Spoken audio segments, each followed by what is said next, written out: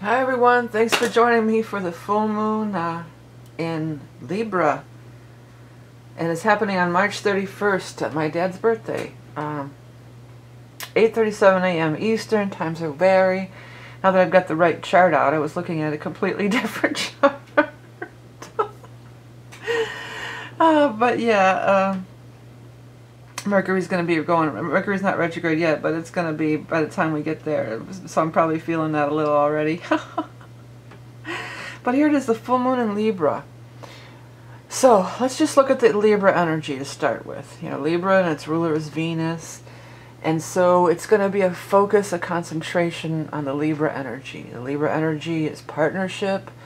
It's kind, considerate toward others, seeing the other person's point of view, taking into account the other person's point of view, wanting to achieve balance, wanting to achieve harmony, wanting to kind of make everybody happy. Big focus, even though it's occurring, this is the flat wheel. Oh, I didn't even do a flat wheel. I guess I did the actual wheel. Usually I do the flat wheel. We're going to have to roll with this. I'm not going to stop the tape and rerun the chart. I must have forgot to put it as the zero Aries chart. But it does rule the 7th house. And in the flat wheel, with which is with the Aries, if you don't know what the flat wheel is, that's how I usually do these charts, like Aries. Make it so it's all 0, 0, 0, but it rules the 7th house, and you can see that over here, 7th house, Libra, Venus. And so it rules partnerships, it rules the other people. So this is what we are going to try to be, this is what we'll be dealing with during this time. It's squaring Saturn and squaring Mars, so yikes. Oh, and Saturn and Mars are together over here, I see, yeah. So we've got a Saturn conjunct Mars. That's some pretty, this Libra energy is really going to be needed at this time, I would say, because that's some pretty heavy stuff there. Saturn and Mars and Capricorn. That's like all work and no play. Let's get serious. Let's get down to business. Saturn's got the plan. Mars is going to hire the workers and accomplish the plan and do the work. And we're, hopefully they're working together as a team, because Saturn and Mars working together as a team is so formidable. I mean, they could move mountains, Saturn and Mars together. But also Saturn and Mars together, natal, if you take out that they're both in Capricorn, that's a square. Those are cardinal squares. Saturn rules Capricorn and Mars rules Aries. And that would create a square. And they are squaring the nodes here. We've got a big T-square going on. We've got the sun, the moon, because it's a full moon. Mercury's in there too, with the sun. And it's squaring off with this Saturn-Mars conjunction. Boy, the Libra energy is really going to be, I'm trying to look at the bright side, but really, that's some real conflicting stuff. That's that Pluto-Uranus square that we were dealing with for several years there. That was all that, similar. That was in the signs of, Pluto and Capricorn and Uranus and Aries, which is still in a wide orb going on. So, and that's when many people in the United States, we were fighting over politics and the presidents and the elections, and, everybody's in an uproar. So some of that could resurface. If we're going to be really honest about it, some of that might resurface at this time. The Libra energy, hopefully, is going to just pull it all together. In that time when that was going on, the Pluto-Uranus square, Jupiter was still down here in Libra. So we had Jupiter in Libra. I think it's going to harken back to those times a lot. Let's take a look. Let's not talk about some time and we don't even know when it is. Let me just do a quick scan of the ephemeris here. I think that was, it was definitely like 2016, right? Let's see. Was it in 15? It's probably in 14 even, when Uranus was a little, yeah, it was in 1915. It was 2015. 2015 and 16 a lot, and I think a little bit in 17. Okay, so Jupiter was in Libra in 2017. So 2015 through 2017, struggles and conflicts that we were going through, changes that were emerging at that time. We could have a glimpse of this again. hopefully with the Libra moon shining the light, because the full moon shines the light, illuminates the sector or the placement that it's in. It's in that Libra energy. So hopefully that's going to be, you know, finding solutions, finding peace. Just for the hell of it, I want to look up 1915 since I said that. I think that was probably around the time Uranus was in Aries before. But just sometimes when these things just slip out, they have relevance, and I like to look them up. Because the universe, you know, so many times these random things turn out to be something. I know, even though this is an astrology report, you know, I do, this isn't really catching the whole wheel, is it? I do rely on my intuition and the psychic energy a lot. Now, that's when Uranus was in Aquarius, and it's a home sign. Let me just go in June of 2015, or now I'm saying 20, and we're 1915. Jupiter was in Pisces, Saturn was in Cancer, Uranus was in Aquarius, Neptune was in Cancer, and Pluto was in Cancer. Huh. We had a big lineup in Cancer with Saturn, Neptune, and Pluto in 1915. Now, I believe any history buffs out there, anybody who feels like looking something up, you know, what was going on in the world in 1915? Probably World War I, right? But here's the interesting point to me is, from an astrology standpoint, just strictly astrology. So we've got this cardinal cross here, right? I'm getting chills on my legs, so this is something. Even if I don't know what it is or figure out what it is during this reading, there's something here to ruminate or chew on, okay? So we got this cardinal square. What are the 4 cardinal signs? Aries, Libra, Capricorn, and Cancer. The missing element to make this all 4 cardinal signs and a big grand cross is the element of Cancer. And in 1915, we had Saturn, Neptune, and Pluto in Cancer. So there's something to that. Where were the nodes at that time? The nodes were in Aquarius and Leo. Okay.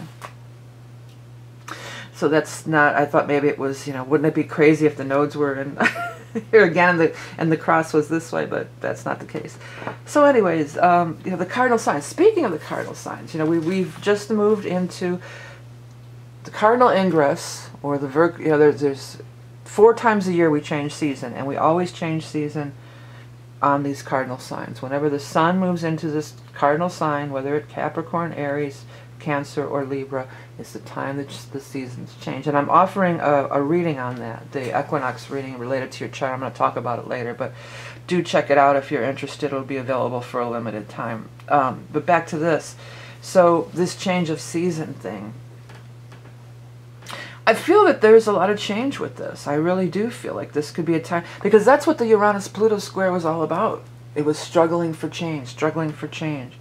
And hopefully, at its highest level, at its most positive path that it could manifest, the Libra full moon will allow solutions for peace, solutions to solve our differences, to solve where we square off.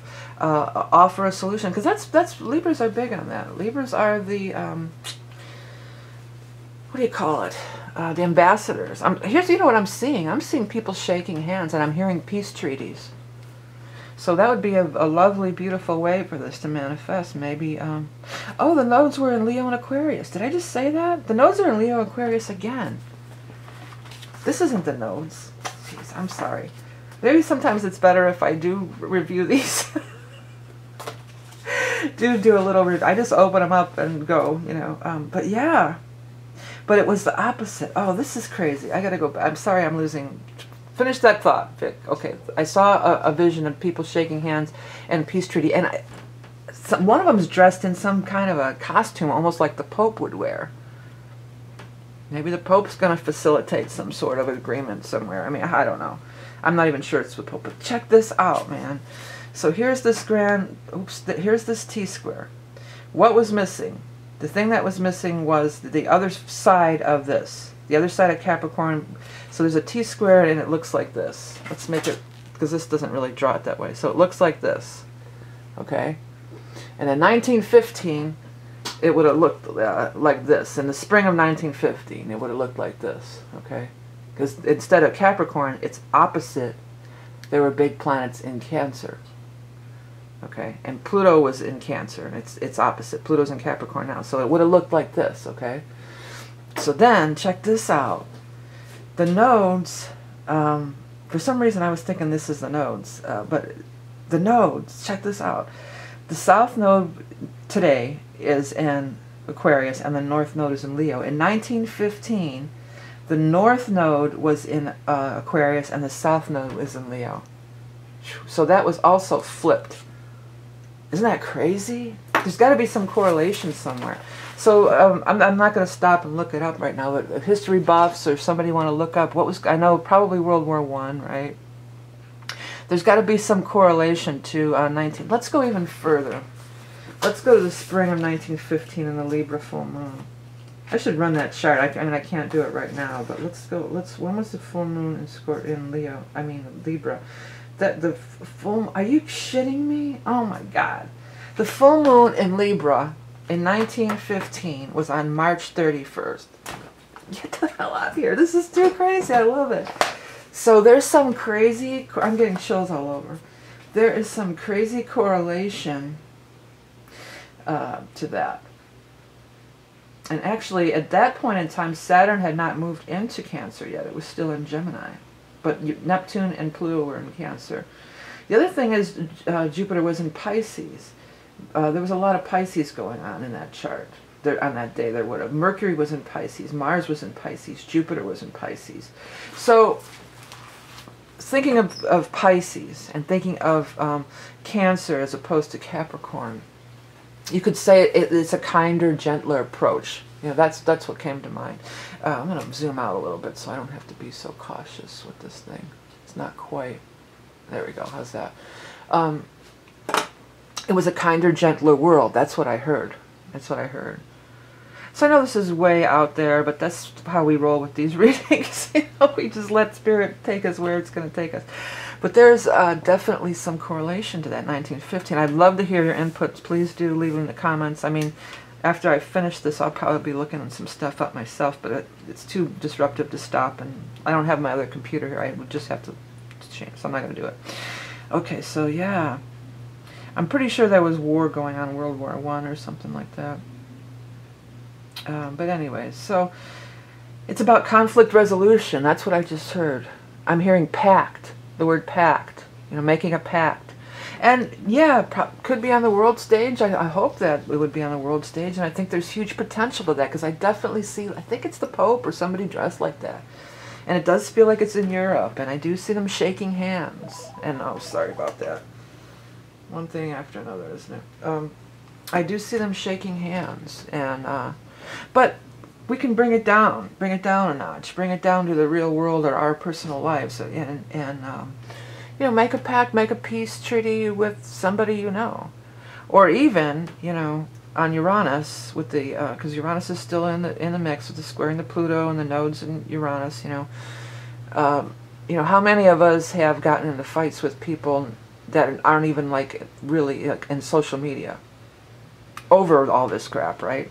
Over our politics and over this and that, and being divisive, and let it go. I've been really working on that myself. You know, I've been really working on just letting that stuff go. If I see something in my feed and I'm not going to comment back, I'm not going to fuel the fire. Don't feed the fire. Look at all this Aries energy. This is the fire. Libra isn't going to feed the fire, you know. And I've said this before, but it goes on many levels. It doesn't have to be always us against them, you know. There's some things that can't we all agree on? That's very much a Libra thing. Are there some things that everybody can agree on, you know? That everybody should agree on, that people should have enough food to eat, or we shouldn't kill, you know? I think there's some things, it doesn't have to be, well, they think that's this opposition. You know, there doesn't have to be this opposition. Isn't there things that we can all agree on? This came to me during this time of the Pluto-Uranus square. This came to me, and I may have said it before, you know. Nobody's going to say, I mean, is it valuable? Is it valuable to your cause, or valuable for resolution or peace, to just get angry and shoot insults at somebody? Even if you can prove they're wrong, even if you say, look, here's the facts. No, what you're saying is false. Say it in a way that's kinder. Because nobody's going to say, yeah, you're right, I'm a dumb fuck. You know, I'm sorry, excuse my French, but that's basically what it boils down to. You think we're changing everything by calling people dumb, and you know, anybody can be duped. Anybody can be can misunderstand things. More understanding, more clarity. You know, saying, "Oh, you're so dumb because you believe this dumb stuff." That just makes them dig. Aries and Capricorn both very obstinate. It's a very obstinate dig. Look at their animal representation. It's Aries the ram and Capricorn the goat. These horned creatures. And what do horned creatures do? And they lock horns and they, you know. So, and that doesn't get you anywhere. Libra's all about, you know, sugar and spice and everything nice. That's what I just heard. You know, and that's not like Libras have little halos over their heads. My daughters are Libras, my twin daughters, believe me. Libras have their moments too, but overall, the energy of Libra, the energy of Venus, which rules of Libra, you know, is love. Love is the answer, you know. Kindness is the answer. Gently bringing people around, and being willing to listen too. You know, being willing to listen. You can't just say, oh, you're full of shit and I know everything. You're wrong and I'm right. You know, take the time to listen. Because there's concessions that everyone can make. And there's, you know, there's always room for compromise. There's always room for kindness, you know. And that's the big message. Because it's a Libra full moon. Libra is, the last one was like this too. It was just off here by itself, you know. So Libra's over here by itself. And but look what it's up against, you know. It's trying to shine the light of Venus here. And then we also have Venus, speaking of Venus, the ruler of Libra, the ruler of this full moon, has just moved into Taurus. It's also, which is also the ruler, Venus rules over Taurus too, right? So it's in one of its natural places, its natural home. So the energy of Venus could be really working, you know, it's like a little extra boost for Venus. I feel like, just a little astrology side note here, just like Scorpio used to be, the ruler of Mars was Scorpio and Mars and Aries, right? And then we discovered Pluto, and then, you know, so they change. And Saturn used to rule over Capricorn and Uranus, and then, and Aquarius, and then Uranus was discovered, you know, so then we know that it's Uranus. So one of these is going to change at some point in time. Because Taurus and Libra both have the two rulers of Venus. And I feel like it's Taurus is going to be the one to change. Some people were saying it might be Vulcan, but maybe it's something we haven't discovered yet. And I've talked about this before. The only other one that has the dual rulership is Mercury, rules Gemini and rules Virgo. And I think definitely Vesta is the ruler of Virgo, you know. So these change as time goes on. So Venus, if you're confused about, well, I thought Venus ruled Libra, it rules both in this year of 2018, but that may change. But now, here's how another little side astrology thing. I've found that Venus and Taurus is music. Every really talented musician that I've ever known either has some kind of Taurus thing, or, you know, some kind of, either through rulership or something. Like a Venus and Taurus person would be a musician for sure. They have Taurus sun or something like this. There's always some kind of strong Taurus in really good musicians. So Taurus is more of musician. And I always think of, too, Pan, even though Pan would probably be more Capricorn, the goat. But the horn, again, the horned creature playing the instrument. Whereas Venus expresses through Libra more. Oh, the other thing before I move off Venus and Taurus, their voices. Taurians, that's how you can always peg a Taurus. They always have these sexy, there's something in their voice that just, you know, makes me crazy, you know. They always have this sexy voice, always great singers, and they always have this, something about their voice is so alluring and enticing and pleasing to the ears, you know, because they're musical entities. And where Libra, I feel like the expression of Venus through Libra is more visual arts and things you can see. you know, visual arts, drawing, painting, sculpting, etc., but also interior design, floral, you know, things that Libras make things look, express Venus by making things look beautiful. And to some extent through words, like poetry and stuff like that. Where Taurus, it makes things sound wonderful. Okay, maybe that's if that's something. A little off topic again, but these little nuggets come through and let you in on them. I let you in on my little nuggets. If you're trying to learn astrology. So Venus moving into Taurus, that's nice. Relating it to what I just said about the audio portion of, you know, how Venus is audible. Venus in Taurus expresses audibly, let's say that. You know, maybe kind words. Kind words can be exchanged, you know. Maybe you, instead of saying you're a dumbass because you believe that, you could say, listen, you know, and speak in a more, you know, a kinder way. I guess kind is just the easiest way to say it. Speaking of speaking, this Mercury is very much tied into this, the planet of speaking and communication. It's gone retrograde, so again, we could be revisiting the past in a big way. That could totally be happening. Whether it's 1915 or just back to, you know, these past few years with the Uranus-Pluto square. When you know better, you do better comes to mind, you know. Thinking back on those last few years and arguments you've gotten into, political or otherwise, you know, or conflicts you've had, disagreements you've had. How could you say it better? And it's not good to just dwell in the past, and it's not to dwell in the past and beat yourself up over stuff, but it's to, like, you know, when you know better, you do better. So going forward, how could I express myself in a way, in a better way? How could I have said that better? And you can't go back and change how you said it in the past, but you can going forward. You know, as we move forward, especially after Mercury goes direct, which, let's might as well see when that is, since we're talking about it. I was about to say I don't pay a lot of mind to Mercury, but every time I say I don't pay a lot of mind to Mercury, it comes up and bites me in the ass. So, but I really don't. I don't freak out. Oh, Mercury's retrograde. Don't stop my life. I don't do that. April 15th, it's going to go direct. Tax day. You know, this is crazy a little bit, but my dad's showing up twice here. March 31st was his birthday, and April 15th was the day that he died. And it's actually going to be 20 years this year. He died in 98, April 15th of 98. So that was kind of a little crazy thing that came up, just for me personally, but maybe again it's a message for somebody out there.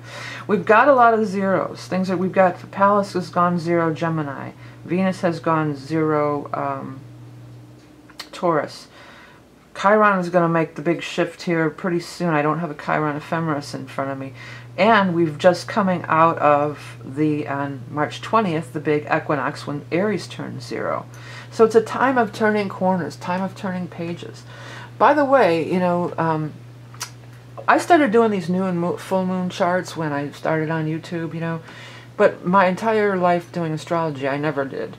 But I always ran an equinox chart against my chart, and that's why and I've got a lot of value out of it.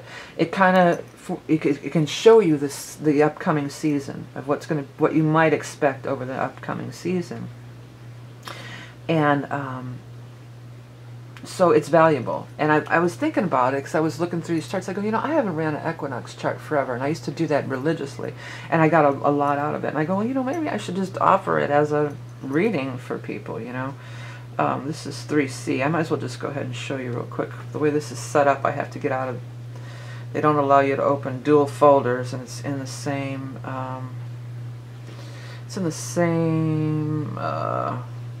folder. Well, if you want to see, this is what it'll look like. If you go on my page, this is the little graphic that I did for it, and that's the actual chart of it.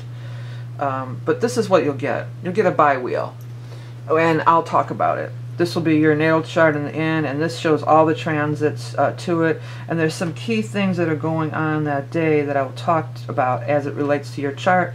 And then the other thing that I'm going to do with that with that reading is I'm going to pull you an animal totem card also for the season. So pretty cool. This is the chart we were looking at, right? 3C, yeah.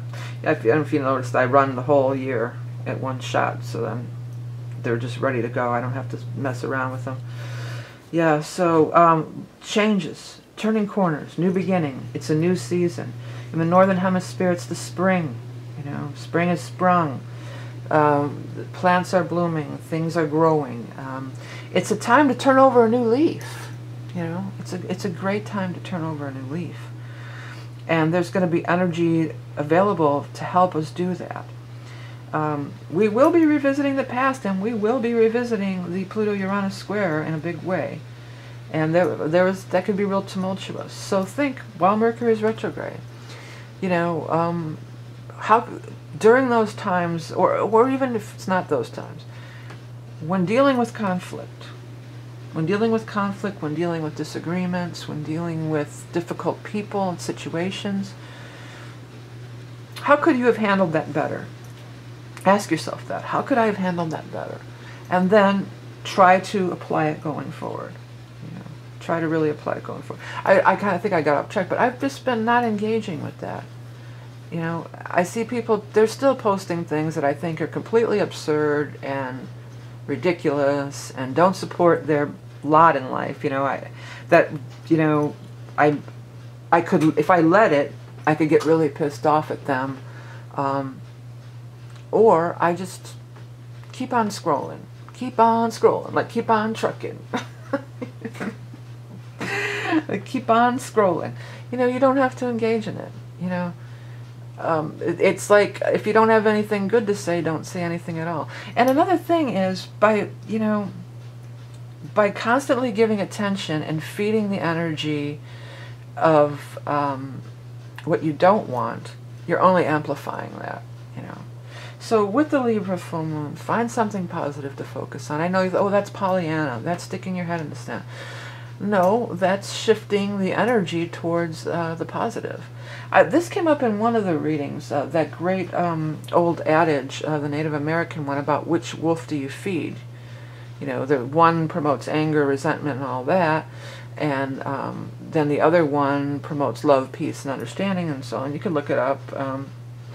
And it's like the kid is asking the elder, well, which one will win out? And he says, whichever one you feed.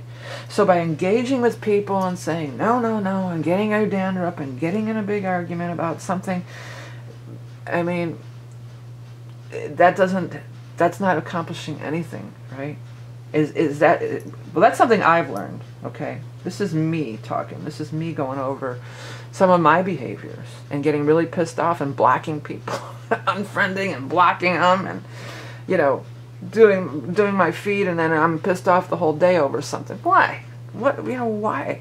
I'm not going to let that happen anymore, you know? And gentle persuasion. And now I'm hearing crystal blue persuasion. It's a good vibration. I will look that up real quick. Let's look up some lyrics, because I am the rock and roll prophetess after all. Crystal blue persuasion. And some people don't like this, but that's just how I roll. And I'm not just making this up. I've gotten crazy cool messages through song lyrics. I don't know if it's because half of my musician friends are passed on and it's actually them, or if it's just my guides in general know that's a language that I can latch onto. Look over yonder, what do you see? The sun is arising, most definitely. A new day is coming. People are changing. Ain't it beautiful? Crystal blue persuasion. Better get ready to see the light. Ooh, I just got chills. Love is the answer. Didn't I already say that? And that is all right. So don't you give up now. So easy to find. Just look to your soul and open your mind. Yes. So, see, this is perfect. Crystal blue's persuasion. It's a new vibration. Crystal blue persuasion. Maybe tomorrow, when he looks down on every green field in every town, all of his children in every nation, there'll be peace and good brotherhood. Crystal blue persuasion. Oh, I probably can't see, but my hairs are all standing on end. So it was definitely worth looking at, and it's exactly perfect for the Libra full moon, you know. And it's exactly perfect for, you know, this is going to be going on. It's always going on, but it's flaring up. It's really, this could really flare up, you know. And we can turn our attention to it and feed it, or we can look for the solutions. And whatever I was just saying. Something else caught my eye here. That's why I kind of got off for a minute here. Yeah, Vesta is trining Uranus, but it's squaring Chiron. Yeah, Vesta, we want to make everything clean and new again. We want to feed everybody. We want everybody to be nurtured and taken care of. And I was going to mention this, I got off when we were talking about the zeros, because zeros are critical degrees too. 29 is the critical degree, but zeros are too. It's like a reset point. It's like a, and we're reaching a reset point with this Chiron. And if you do order that equinox reading, or if you just want to look at the equinox, if you're knowledgeable about astrology, do it. It's worth doing. Look at it compared to your chart. When this Chiron goes into Aries, I'm not sure the date. If anybody knows that, we can put it in the comments too. That's going to reignite that point, that zero Aries point, that cardinal ingress point. The vernal equinox, in other words. So it's going to come up with the vernal equinox. I'm recording this prior to that, even though this is going to be a little bit later than that. And it's going to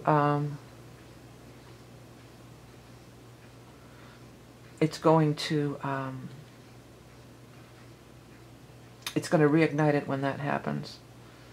Oh, I just realized that this is the wrong reading, but I'm going to save this and post it anyway. That I'm actually recording this. I was meaning to record the new moon. I'm recording this early in March, but I'm going to save this. I'm going to put it up anyway. Because I think that it's a good read on the chart regardless. So I'm just going to, that just hit me. I just looked, I go, wait, March 31st. I just looked up, and the 17th, I just skipped over one whole thing. But that's okay. I'm going to put this up anyway.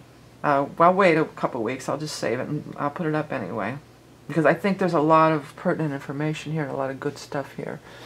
Okay, so that's the thing. Hopefully those readings will still be available at this time. I'll talk about them again. If you go to my website, there's always some kind of readings available. I may not have it available much longer at the time that this reading posts, but you can always check out other stuff. I have art. See, Amazon, sometimes they have my shirt ads here, and sometimes they don't. It's very frustrating. But here's the ones that are the main thing.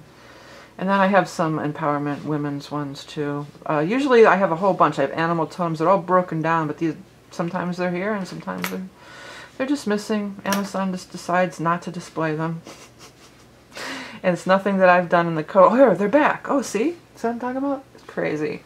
So if it's here, you can go directly to like the animal totem ones, women's empowerment, the astrology ones, the mandala ones, and so on.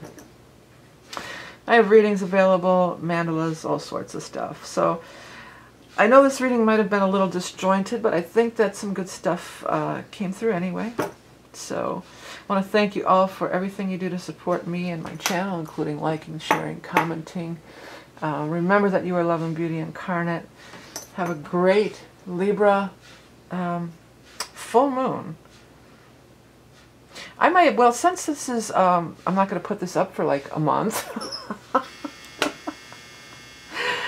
Maybe I will do some little exploring of that 1915 stuff on mine and put it in the description or something. Okay.